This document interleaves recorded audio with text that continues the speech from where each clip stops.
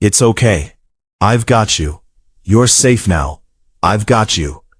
He said it to the dog, not to the crowd that had gathered on the wet sidewalk, not to the woman screaming a name from across the street, not to the cars that were still moving despite everything, just to the dog. A soft, continuous reassurance, barely above a whisper, his mouth close to the animal's ear as he carried it out of the rain and traffic and terror, and toward the shelter of a dry doorway, his arms wrapped around it with the careful tenderness of someone who has held frightened things before, and knows that gentleness is its own kind of language. His name was Caden Merrow, 33 years old. He had been walking 3 dogs down Alderman Street in the early evening, when the storm turned from manageable to serious in the way that November storms do, without much warning and without apology. He had just gotten his charges safely leashed to a covered bench outside the hardware store when he heard the sound. Not the squeal of brakes, not a collision, but something worse. The high, terrified cry of an animal that has found itself somewhere it doesn't understand and can't escape. He had seen the dog, a large, sleek Belgian Malinois, clearly trained, clearly expensive, clearly someone's beloved, bolt across 2 lanes of Alderman Street with the blind, panicked velocity of something that has lost all its training to pure fear. A car had swerved, another had braked. The dog had wedged itself between a parked delivery truck and a concrete planter at the curb, shaking so hard the movement was visible from 40 feet away. Caden had handed his 3 leashes to the hardware store owner, a man named Gerald who had known him long enough not to ask questions, and he had walked into the street. Not run. Walked. Because running toward a frightened dog is the worst thing you can do. And Caden Merrow had known this since he was 12 years old, and had learned it the way most important things are learned, by making the wrong choice once and understanding what it cost. He had approached the dog low and slow, his body angled sideways, his eyes down, his hand extended palm up at knee height, talking the whole time in the quiet, unbroken monotone that works on frightened animals, the same way a heartbeat works on a frightened child. The dog had pressed itself further against the planter. Then it had stopped pressing. Then, very slowly, it had lowered its head and sniffed his hand. That was when Caden had sat down on the wet pavement beside it. In the rain, in the middle of a November street, with traffic rerouting around him, and a crowd forming on both sidewalks. He had sat down and let the dog come to him, which it did, slowly, trembling, but moving forward, and when it was close enough, he had wrapped both arms around it, with the care of someone handling something irreplaceable. And he had lifted it and carried it to the covered doorway, and he had held it and talked to it until the shaking slowed. That was where she found them. Avery Calloway was 30 years old and had been half a block away at a restaurant when her phone had buzzed with the notification from Sable's GPS tracker. The small device clipped to the collar of her Belgian Malinois, a precaution her assistant had insisted on, and that Avery had agreed to with the private acknowledgement that Sable was the one thing in her life she could not afford to lose. Sable had been with her for 6 years. She had been a gift from her grandmother Eloise during the worst year of Avery's life, the year after her younger brother Colton had died at 22 in a climbing accident on a trail he'd done a dozen times before. The kind of death that makes no narrative sense and therefore offers no comfort, only the brute fact of a presence gone. Avery had been 24. She had already been building her company, Calloway Capital, a private investment group that now managed assets across 12 sectors, with the intensity of someone who has decided that forward motion is the only available response to grief. After Colton, the intensity had doubled, because the alternative was standing still long enough to feel the full weight of his absence, and Avery Calloway had decided, somewhere in that terrible year, that she could not do that and survive. That was the thing about the dog, not the training, not the elegance of the breed, not the considerable financial value that her father Harland had cited when trying to talk her into better security for the animal. Sable had made Avery stop, twice a day, and be present with something that needed nothing from her except presence. No agenda, no deliverables, no strategic value. Just the warmth of being near someone who was glad you existed.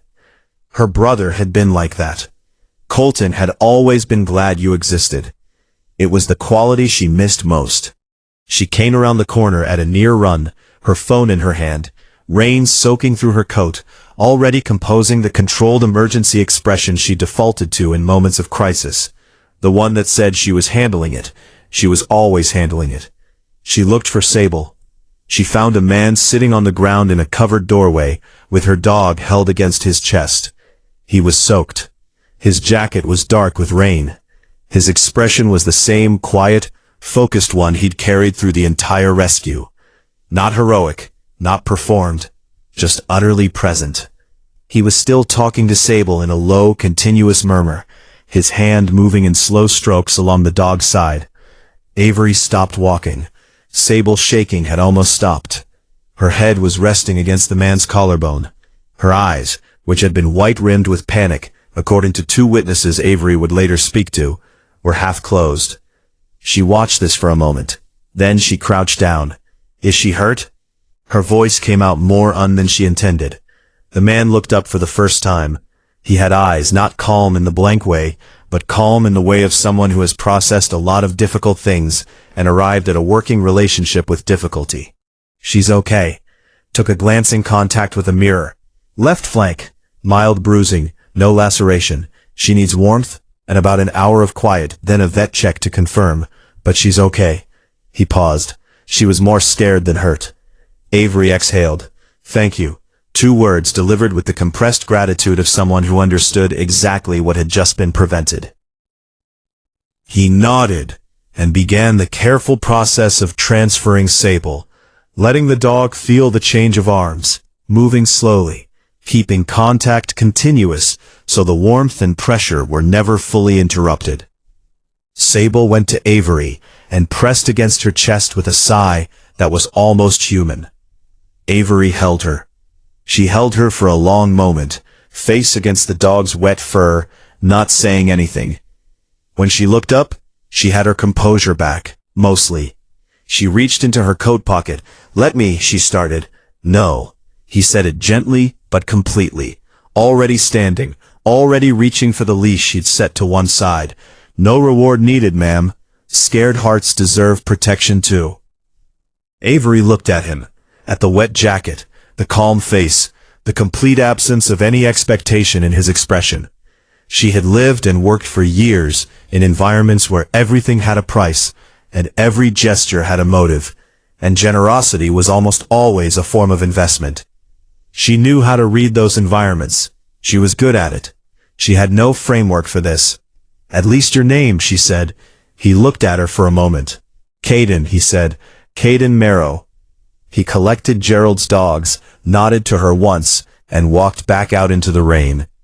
His real life existed in a small rented room on the 3rd floor of a building on Decatur Street, where he lived with his mother, Nora Marrow, a 60-year-old woman who had spent 30 years as a housekeeper and home cook for other people's families, and who now, in her retirement, spent considerable time helping her son keep alive the collection of animals he was perpetually in the process of rescuing, rehabilitating, and rehoming.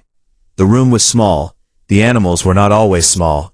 At any given time, there were between 2 and 5 creatures in various stages of recovery, in the bathroom, the kitchen corner, or the fire escape landing, where Caden had built a series of careful enclosures from salvaged materials that were structurally sound in the way that things built by people who understand materials are structurally sound. Nora cooked for the animals as she cooked for everything, with attention, with whatever was available, with the quiet dignity of someone who has decided that care is not conditional on resources. His father, Raymond Marrow, had died when Caden was 17. A construction accident, quick, devastating, the kind that leaves families rearranged without warning or preparation. Caden had been in his junior year with the grades for a veterinary science scholarship, and the kind of focused intelligence that teachers write about in recommendation letters. After Raymond died, the scholarship application was deferred.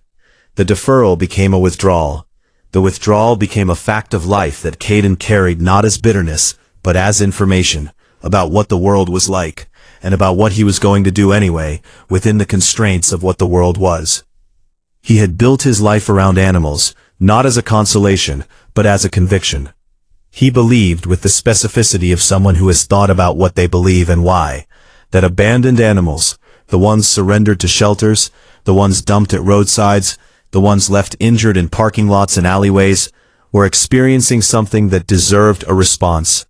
Not a bureaucratic response, not a managed response, but a human one.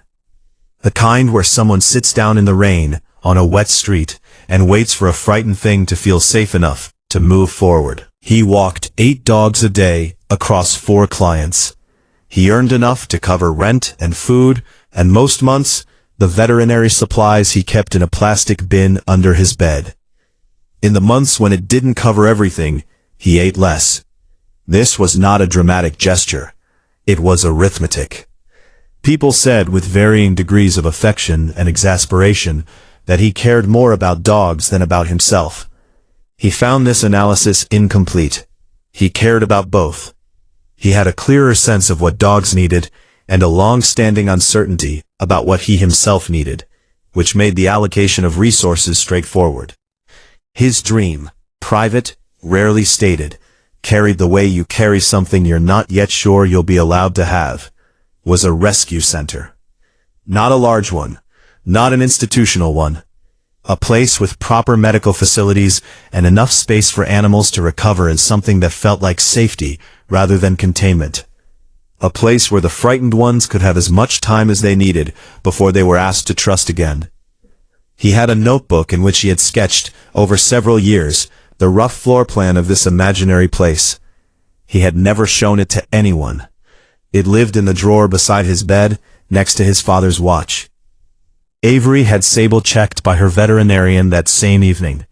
The assessment confirmed what Caden had said: mild bruising, no serious injury, rest and warmth recommended. The vet, a meticulous woman named Dr. Petra Lint, who had known Sable for 6 years, asked how the dog had been calmed so effectively before arrival. Avery described what she'd seen. Dr. Lint listened and said, "That's not a skill you learn from a book. That's someone who understands animal behavior and has spent years practicing it." Avery said nothing. She was thinking about the expression on the man's face when he'd transferred Sable to her arms. The complete attention to the dog's comfort, the zero attention to his own discomfort. The refusal of payment that had felt not like false modesty, but like a statement of principle. She went home and sat in her study with Sable on the floor beside her chair and her laptop open. And she did what she was very good at doing. She researched. Caden Merrow was not difficult to find. He had no professional website, no social media presence, but his name appeared in a local community board notice about a dog adoption event 3 years prior, and in a letter to the editor of the Alderman Street neighborhood newsletter about the treatment of stray animals in the area, and in a brief mention in a regional animal welfare organization's annual report as an unpaid volunteer who had contributed over 400 hours in the previous year. She found a photograph from the adoption event.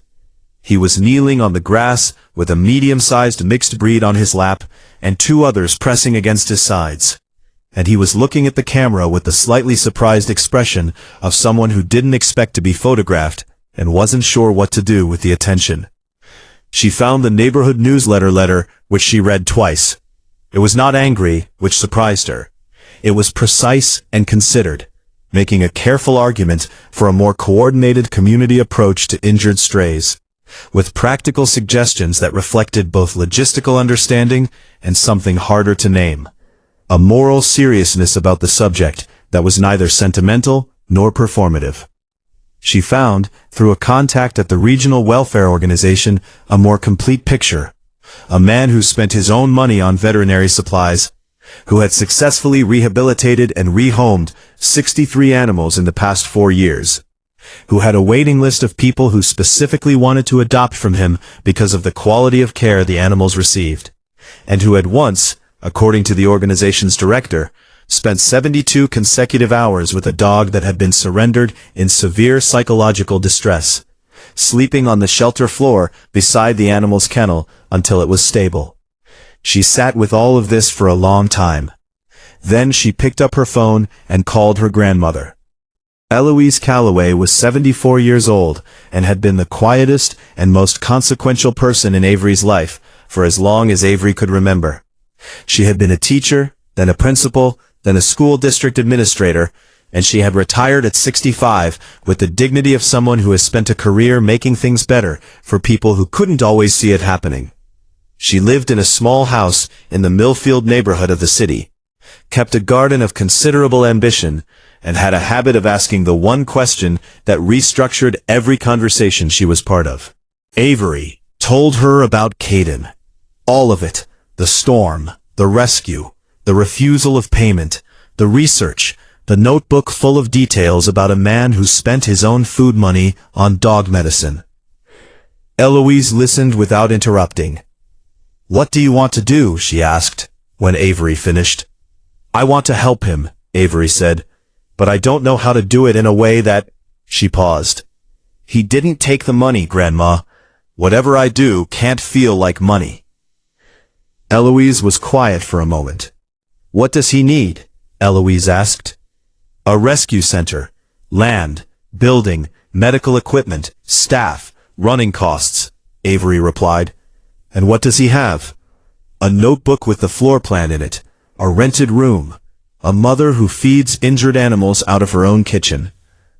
Eloise made a sound that wasn't quite a laugh, but was in the same family. "Then don't give him money," she said. "Give him the thing the money is for." She began going to Decatur Street. Not immediately. She gave herself 2 weeks, which she spent thinking and planning, and resisting the urge to move faster than the situation warranted. She was a person who moved fast. She had built a company by moving fast. But she had watched a man sit down in the rain and wait for a frightened dog to feel safe enough to come to him. And she understood, watching that some things could not be rushed. She came as herself. No driver, no assistant, no explanation beyond, "I wanted to see what you do." She found him on a Thursday morning at 7 a.m., before his first client walk, crouched beside the building's back entrance with a cardboard box and a cat that had delivered 4 kittens overnight in the space between 2 garbage cans. He looked up when he heard her footsteps. He didn't look surprised to see her.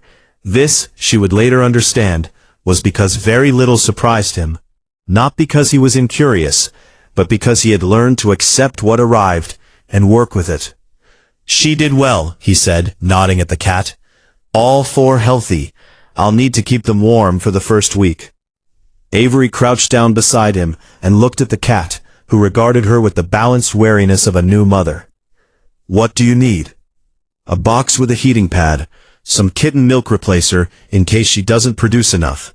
A quiet space." He paused. "I have most of it." "The quiet space?"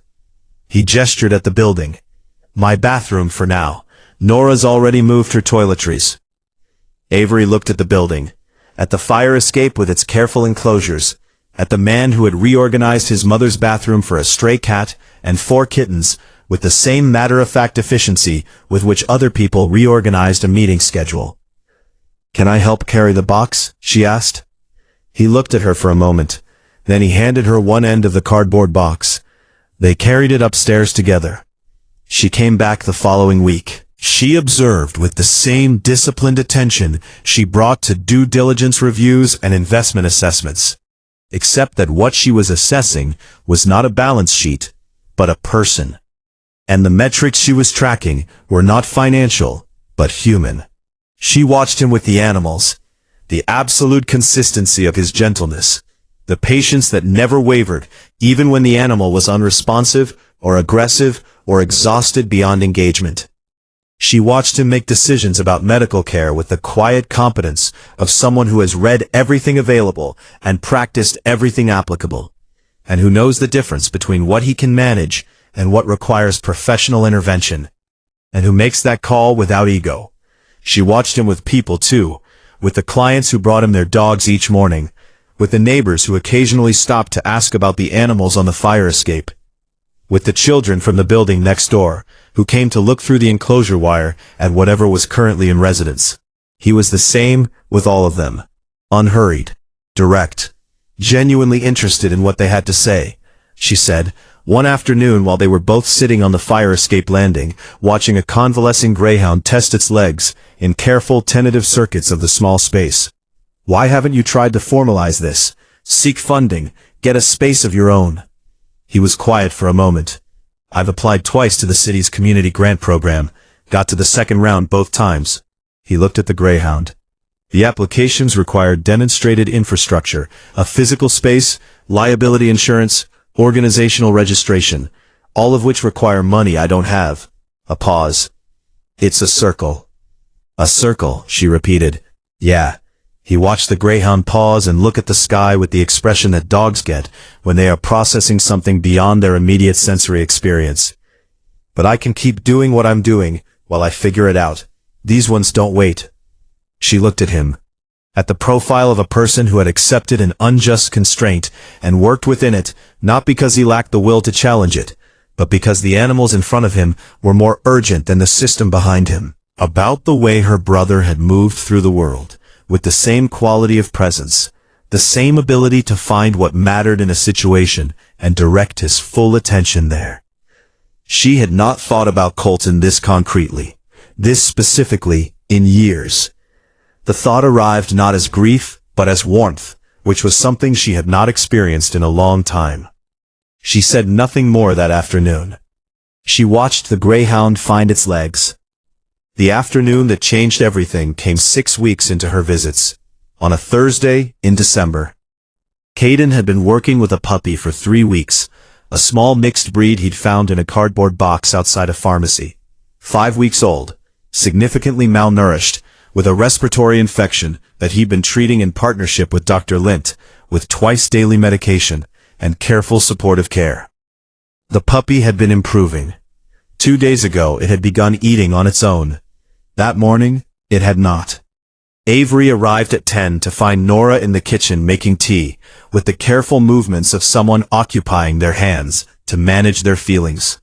She looked up when Avery came in and said simply, "He's in the bathroom. The little one didn't make it through the night." Avery stood in the hallway for a moment. Then she walked to the bathroom door, which was slightly open, and she looked in. Caden was sitting on the floor with his back against the bathtub. His eyes were open. He was not crying. He was somewhere past the immediate edge of grief, in the place where feeling has temporarily exceeded the body's capacity to express it. The small box where the puppy had slept was on the floor beside him. His hands were in his lap, open. He didn't hear her at first. Then he did, and he looked up. "I did everything right," he said. Not as defense, just as fact. "I did everything I knew how to do." "I know," she said. A pause. "I just wanted them to feel safe once." His voice was quiet, almost private.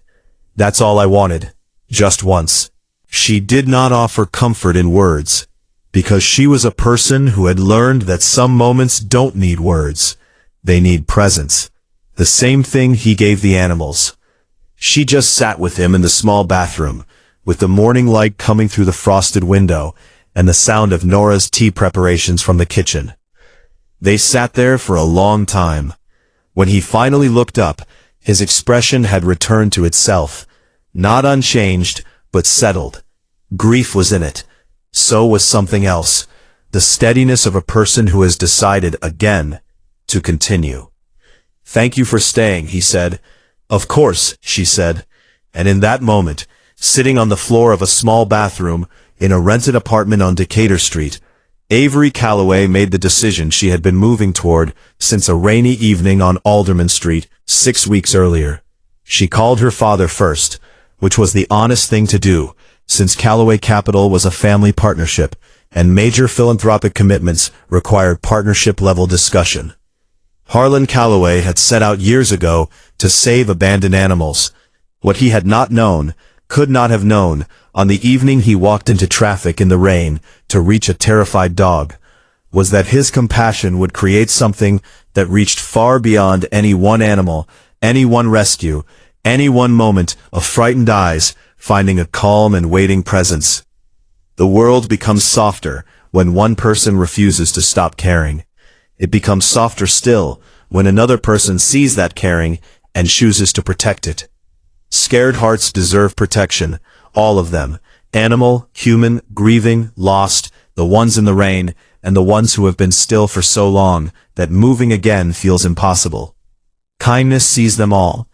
Kindness sits down on the floor and waits. That is enough. That is, in the end, everything. If this story touched your heart, please like, share, subscribe, and comment. Let's spread more stories of kindness and hope together.